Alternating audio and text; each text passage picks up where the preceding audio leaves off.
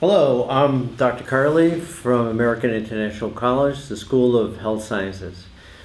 I teach in the Doctor of Physical Therapy program, and we have been exploring, researching the use of wearable technology and see if we can improve not only the way we actually possibly work with patients, but also how do we train our future physical therapists and other healthcare professionals so they can engage the healthcare environment on a more contemporary level.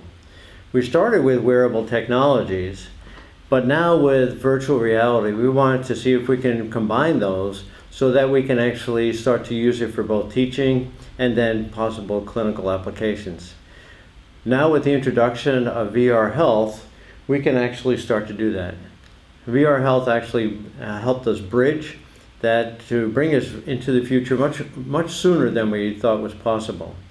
So we are engaging the possibility of using virtual reality and possibly wearable technology. So we can train our students not for the past, but actually for applications for patient interaction for the future. Our purpose here at AIC is really to prepare the student for things that they're going to be involved in.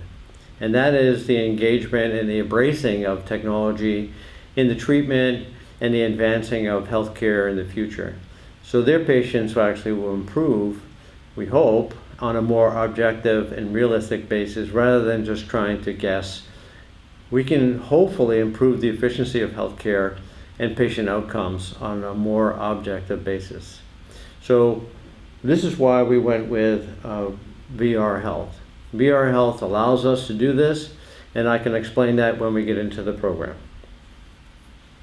To give you an example, we can see here when we get into the application, we can see that we can list our patient right there starting off, and we have the ability to introduce a new patient, or we can actually go back to an existing patient.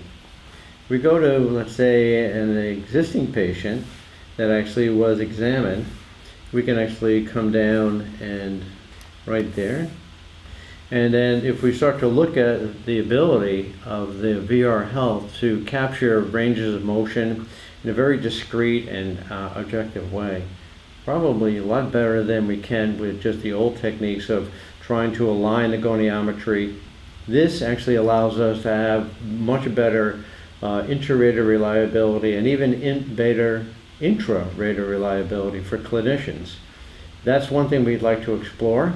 But it seems pretty obvious to us that that is an opportunity that this offers right off the bat. The other thing that is really interesting is that it allows us to expand progress, or maybe if we thought the exercise program was working or we chose the right one, we should be able to see improvements. But the VR Health actually allows us to really look at ourselves from a clinician standpoint to say, are we doing the right thing or do we have to modify things? So here is just a pure example of that opportunity to really assess what we're doing. And so we can compare that even within that same treatment day, or maybe week to week, or even month to month. This actually helps us when we start to explain the need to continue different therapies on an objective basis to those people that are paying, the third-party payers, and typically. So the interaction is really unique, and I did have the opportunity to try this out on some of the physical therapy students and get their feedback. So you can see how it really causes him. Look at the shoulder motions that he's doing. And what's really interesting is that you find, like, he's okay over here, so I want to set the program more over here, and so you can redirect that. And you can see how much effort they're putting in. Whereas if we're going, okay, do this 10 times, the patient gets bored, we get bored, nothing really happens. But this, they're working like crazy.